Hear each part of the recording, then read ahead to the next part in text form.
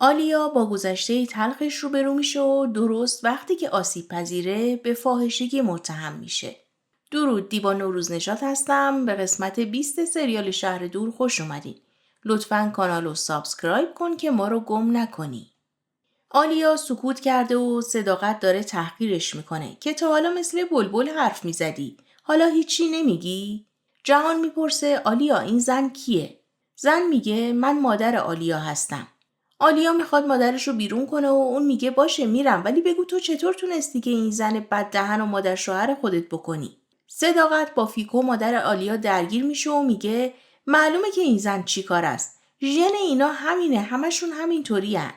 فیکو میگه باید قربون دختر من بری. آلیا میگه من دخترت نیستم و مادرش رو بیرون میکنه و توی بالکن بهش میگه برای چی بلند شدی اومدی اینجا؟ تو مادر من نیستی، مادر من کارولینه. فیکو میگه برای چی اومدی توی این شهر دور؟ برای چی با برادر شوهر مردت ازدواج کردی؟ تو نمیتونی بچه‌ت رو توی اینجا بزرگ کنی. مگه تهدیدت کردن؟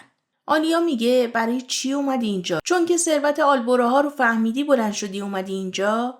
فیکو میگه دروغ چرا؟ گذرون زندگی سخته. منم دیگه فیکوی سابق نیستم. همون لحظه دنیز میاد بیرون و مادرش رو صدا میکنه و آلیا برای اینکه بچه نیاد پایین به مادرش میگه مبادا نزدیک بشی و بچه رو میبره بالا. جهانم مجبور میشه که فعلا به مظفر و قدیر بگه که ببرنش به هتل. آلیا تمرکز نداره برای بچه داستان بخونه و جهان این کار رو انجام میده. صداقت وقتی که میشنوه فیکو رو فرستادن به هتل شروع میکنه به داد بیداد کردن و به خاطر قضیه اورکلینچ هم جهان رو نکوهش میکنه. آلیا توی دستشویی کلی گریه کرده و وقتی که میاد توی اتاقش جهان روش پتو میندازه و آلیا از جهان بابت اینکه در مورد مادر تنیش چیزی نگفته بوده و به دروغ گفته بوده که من کسی رو ندارم معذرت خواهی میکنه و میگه نمیتونستم راجع بهش صحبت کنم. اگر چیزی میگفتم باید همه چیزایی که توی دلم دفن کرده بودم و بیرون میریختم. جهان میگه من اصلا عادت ندارم تو رو اینطوری ببینم. نمیدونم اون زن چی کار کرده ولی خیلی ازش خشمگینم. آلیا تعریف میکنه که مادرش توی کاباره کار میکرده و هر شب یه مردی رو میآورده خونه. تا جایی که آلیا بزرگ میشه و اون مردا هم متوجه بزرگ شدن آلیا میشن و میخوان بهش دست درازی کنن. آلیا فرار میکنه و میره خونه یکی از دوستاش. معلم زبانشون کارولین متوجه وضعیتش میشه و میخواد آلیا رو به فرزندی بگیره که فیکو متوجه میشه و میاد میگه باید به من پول بدی. در واقع آلیا رو به کارولین میفروشه. کارولین آلیا رو به کانادا میبره و خوب ازش نگهداری میکنه. وقتی که دنیز به دنیا میاد فیکو اصرار میکنه که میخوام نوه‌مو ببینم و آلیا هم یه عکس براش میفرسته که دهنش رو ببنده. آلیا میگه حالا که صداقت خانم گذاشتم و فهمیده معلوم نیست که چه حرفایی بهم میزنه، ولی من برای شنیدن حرفاش آمادم. جهان میگه من تو رو دیدم، زندگیت کردم، درکت کردم و فهمیدم که تو چی هستی. تو ققنوس هستی. تو از خاکستر خودت بلند میشی و به خاطر همینم اون گردنبندو برات خریدم. آلیا وقتی که میفهمه فیکو رو به هتل بردن میگه به زودی میره، نمیخوام ریختش رو ببینم. صبح دمیر انگشتری که کایه انداخته بود رو زمین رو بررسی میکنه و میگه این حلبیه. حالا ببین چه بلایی سرت میارم بزمجه. زرین میخواد بره دانشگاه و دمیر بهش میگه برای چی میخوای بری؟ من که نمیذارم کار کنی، ولی تو اگر دوست داری درس بخونی برو. نمراتت پایین باشه نمیذارم بری دانشگاه. آلیا از جهان سراغ او رو میگیره و میگه بذار من با زبون خوش باهاش صحبت کنم. جهان وقتی به او زنگ میزنه اون جواب نمیده و مظفر میگه به بیمارستان ماردین و دیاربکر درخواست کار نداده و هوایی هم نرفته، هر جا باشه پیداش میکنیم. دمیر با آدما زرین رو رسوندن دانشگاه و شاهین میاد میخواد اونو با خودش ببره که با دمیر درگیر میشه و دمیر میگه ما فامیلیم، چرا اینطوری میکنی؟ زمین تو گرفتی، برو کیفشو ببر، از جون ما چی میخوای؟ شاهین میگه برو پی کارت. زرین رو با خودش میبره و دمیر میگه عصر میام دنبال زنم. دنیز بهونه میگیره که بره پیش اسبش فرفر و آلیا بهش میگه ما که بهت گفتیم آخر هفته میبریمت. دنیز اصرار میکنه که با آبجی پاکیزه برم. قدیر میگه باید اجازه آبجی پاکیزه رو از من بگیری. دنیز میگه مگه دوست دخترته؟ قدیر و پاکیزه وقتی میان پایین پاکیزه میگه چرا جلوی اونا اینجوری حرف میزنی؟ مگه تو کی هستی روانی؟ قدیر میگه حالا انگار خیلی مشتاقم که دستتو بگیرم و ببرمت بیرون و با هم دیگه بریم رستوران. ناره میاد یکم به آلیا دلداری بده بابت مادرش رو، بهش میگه ولی تو مادر خیلی خوبی هستی. صداقت میاد میگه الان چی میشه؟ بوران میدونست تو دخترش یه جور زنی هستی؟ اگر میدونست باهات ازدواج نمیکرد. خدا میدونه چقدر دروغ گفتی. پتت روی آب ریخته میشه. اون زن بی اصل و نسب تو رو به کسی پیشکش کرده؟ تو رو هم به کسی فروخته؟ بگو. جهان میاد مادرش رو میفرسته بره بالا و آلیا از خشم و ناراحتی خشکش میزنه و نفسش بالا نمیاد. ناره سعی میکنه که ازش دلجویی کنه. جهان توی اتاق به مادرش میگه من از کارهای تو خجالت میکشم. محض رضای خدا آدم همچین حرفی میزنه؟ یه بار دیگه بهش زخم زبون بزنی قسم میخورم که آلیا و جهان رو میفرستم برن. صداقت میگه آره بفرست برن. اگر نفرستی نامردی. بفرست تا قاتلین بوران پیداشون کنن و نونشون بیفته توی روغن. بعد اجملم به راحتی بچه‌تو بگیره. شاهینم تو رو زمین بزنه و رئیس بشه. بعدش هم بیان توی امارت مستقر بشن و بذار اجمل زنت رو بده به شاهین تا حساب کار دستت بیاد. جهان با شنیدن این حرف عصبانی میشه و از عصبانیت دستشو میکوبه به دیوار و زخمی میکنه. آلیا میخواد بره سر مادرش که جهان نمیذاره و میفرستتش بیمارستان و آلیا میگه پس تو هم با این وضعیت دستت باید بیای پانسمانش کنی. شاهین زرین آورده خونه و فیدان سعی داره که نصیحتش کنه که توی خونه شوهرش خوب زندگی کنه. شاهین زرین رو با خودش میبره بیرون و میرن توی یه اتاق دیگه. کایا اونجا منتظرشونه و شاهین میگه خیلی بهم اصرار کرد که صحبت کنه. 5 دقیقه فرصت میدم که صحبت کنین و بیرون هستم. کایا و زرین با هم بحثشون میشه و زرین میگه تو میخواستی چی کار کنی؟ وقتی که من میخواستم برادرمو نجات بدم میخواستی دمی رو بکشی و بیفتی زندان؟ کایا میگه من به خاطر تو 1000 بارم زندان میافتادم و 1000 تا آدم میکشتم. زرین میگه کایا ما خیلی امتحان کردیم. کایا میگه تو همیشه دست کشیدی. من نمیتونم در برابر اون به عنوان مردی که تو رو دوست داره بمونم. زرین میگه پس نمون منو فراموش کن چون دیگه من زن دمیرم. جهان به دیدن فیکو میره و میبینه که داره غذا میخوره. بهش پیشنهاد پول میده و بلیط که از اونجا بره. فیکو میگه درسته که من دخترمو فروختم به کارولین ولی تو غریبه نیستی آشنایی. نمیتونم همچین کاری بکنم. وقتی جهان داره میره فیکو بهش میگه نمیتونم از اینجا برم. چون که مرگ یقمو گرفته. خیلی مریضم. نمیتونم برم. کایا دم در از شاهین تشکر میکنه و یکم با هم درد دل میکنن و بهش میگه که ناره درخواست طلاق داده. شاهین به ناره زنگ میزنه که بیا اسکله منتظرتم. صداقتم از اون بالا میبینه که ناره تلفنی صحبت کرد و به اوزگان زنگ میزنه میگه بیا دنبال زنت اینو از اینجا ببر. آلیا به جهان زنگ میزنه که ببینه مادرش میره یا نه. جهان میگه امروز یا فردا میره. امشب صحبت میکنیم. اور به آلیا زنگ میزنه و میگه با هم دیگه قرار بذاریم ولی اگر آقا جهان با خبر بشه باید عواقبش رو بپذیریم. شما نمیخواد بیاین. من میام توی انباری توی زیرزمین. همدیگه رو میبینیم ساعت 1 به بعد. میره توی راهرو به آلیا تیکه میندازه که عذاب وجدان نگرفتی که شوهرت او رو از اینجا اخراج کرد؟ آلیا میگه تو چه مزخرفی میگی؟ مینه میگه یه کاری کردی که جهان حسودیش بشه و از اور استفاده کردی. بعدم کاری کردی که بیرونش کنه. امیدوارم که بهت خوش گذشته باشه. آلیا میگه خیلی خوش گذشته. خصوصا اینکه با تو کاملا قطع ارتباط کرد. رقص حالایی کردم. بعد از رفتن آلیا دمیر میاد یکم سر به سر مینه میذاره که جهان به خاطر آلیا حسادت کرده ولی من میدونم که یه کاسه زیر نیم کاسه است. اگر فهمیدی اور کجاست قبل از اینکه جهان بفهمه به من بگو. منم یه کاری میکنم که خیلی خوشحال بشی. به نظرم انتقام خیلی خوبیه. ناره موقعی که داره آماده میشه بره بیرون اوزگان میاد و باهاش درگیر میشه. اوزگان میخواد اونو با خودش ببره که ناره میگه جایی نمیام و سوار ماشینش میشه و فرار میکنه. میره به اسکله. شاهین از دور میبینه. شاهین بهش زنگ میزنه و ناره هم میخواد همون کاری که شاهین باهاش کرد و تکرار کنه و انتقام بگیره. که شاهین میبینتش و میاد جلو و ناره میگه ولم کن. من چندین ساعت اونجا منتظرت موندم. شاهین ازش عذرخواهی میکنه و میگه باید اول به من میگفتی که داری طلاق میگیری. ناره میگه اوزگان راه فرار من بود. مانعی بین ما خودمون بودیم شاهین. هیچ چیزی عوض نمیشه. شاهین میگه من اگر قدرتمند بشم اون وقت هیچ کس نمیتونه تو رو از من بگیره. ولی اگر همینی که هستم باشم اون وقت دوباره تو رو از من میگیرن. همدیگر رو بغل میکنن و صورت همدیگر رو میبوسن. وقتی که شاهین میخواد لبهای ناره رو ببوسه، ناره میگه صبر کن. تا طلاق بگیرم باید صبر کنیم. مظفر و قدیر جلوی بیمارستان توی ماشین نشستن و متوجه اومدن عبور میشن و به جهان هم خبر میدن. اگر تا اینجا ویدیو رو دوست داشتی لایکو بزن که ادامه بدیم. عبور به آلیا زنگ میزنه که من توی انبارم. وقتی آلیا میخواد بره میبینه مینه دنبالش راه افتاده و با یکی از مریضا سرش رو گرم میکنه. ناره میاد خونه و صداقت بهش میگه اگر پیش شاهین بودی به عنوان مادر وظیفه دارم که بهت هشدار بدم. من شبیه هیچ کس نیستم. از شر من بترس. آلیا میره توی انبار و از عبور میپرسه چیزی راجع به پسرم به کسی گفتین؟ عبور میگه نه نگفتم ولی اونا میخوان به شما آسیب برسونن.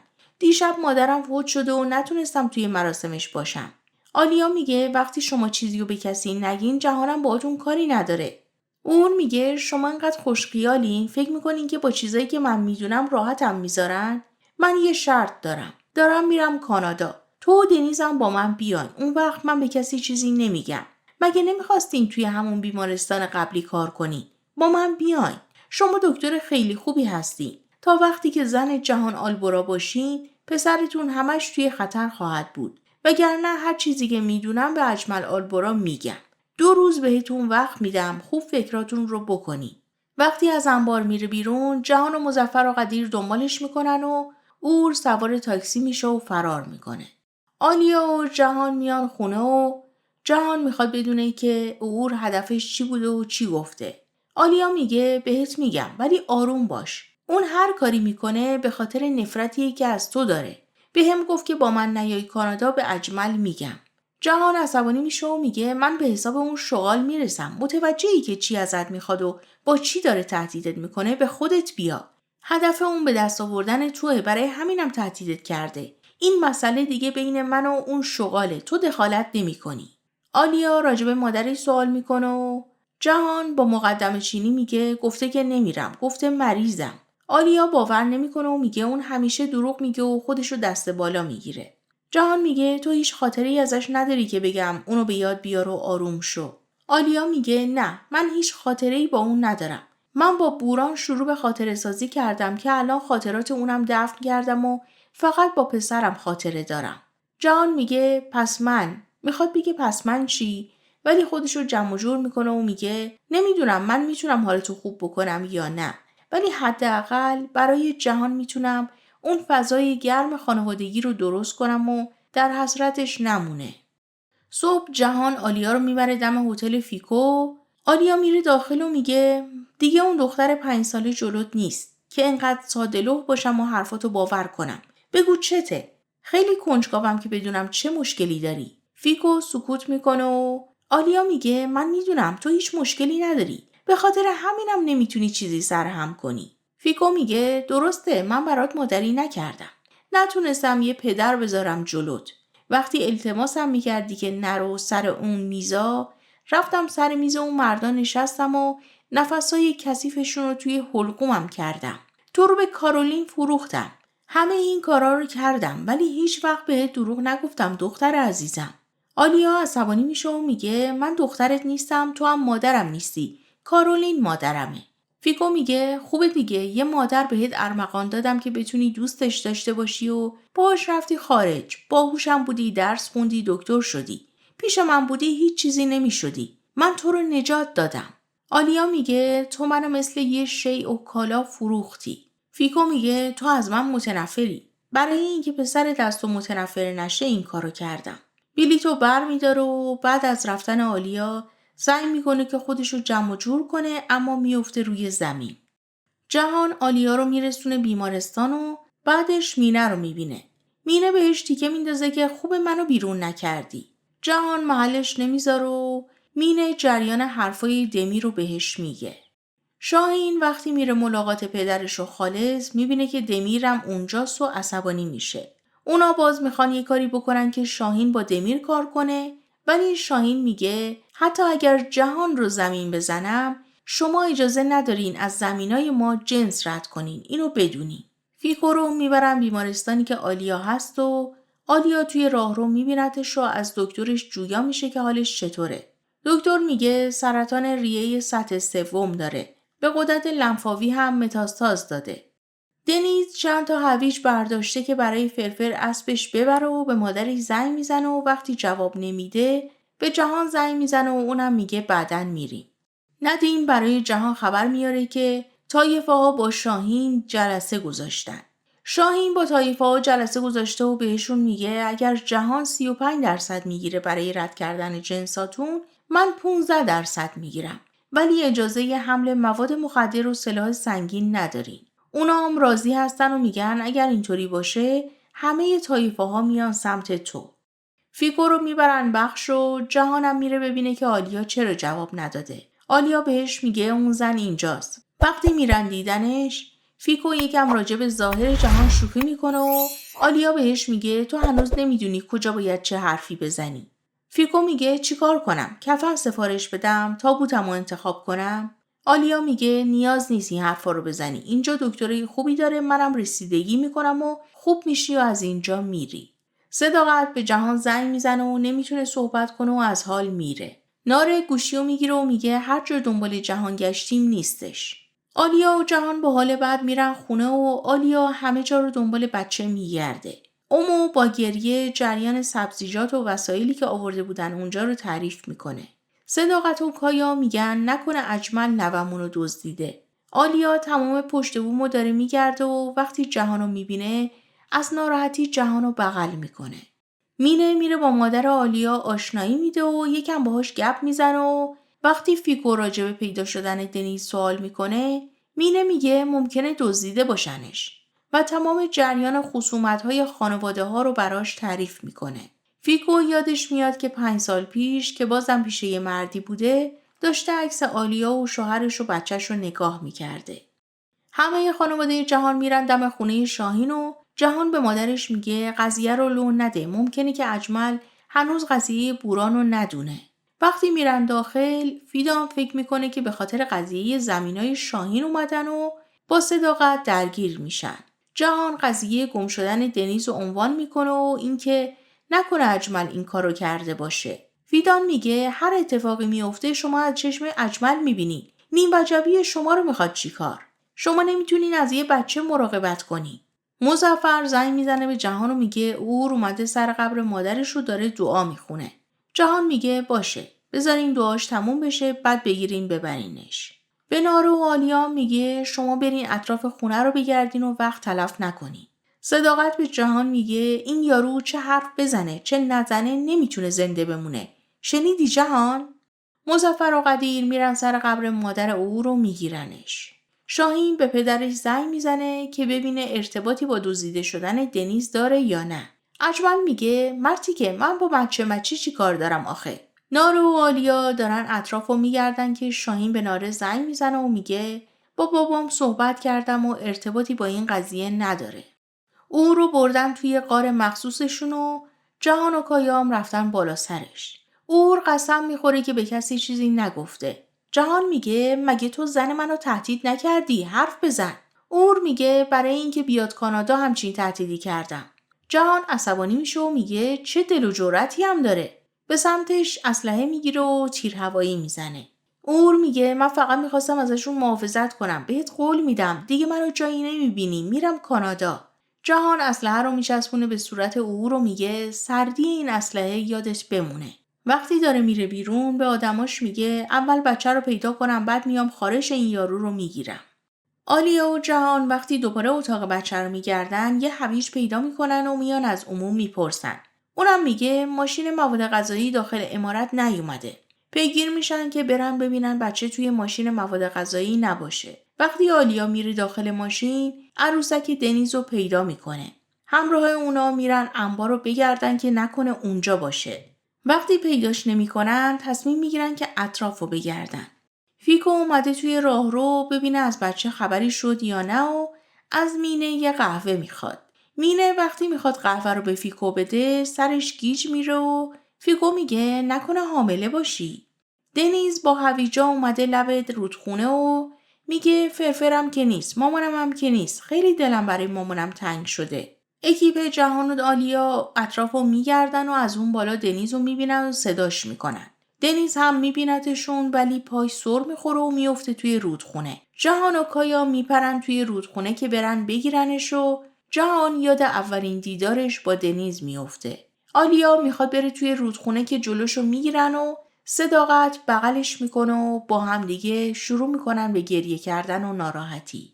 مرسی که تا اینجا همراه هم بودی. به نظرتون آلیا توی این آشوب میتونه بالاخره مسیری رو انتخاب کنه که خودشو نجات بده؟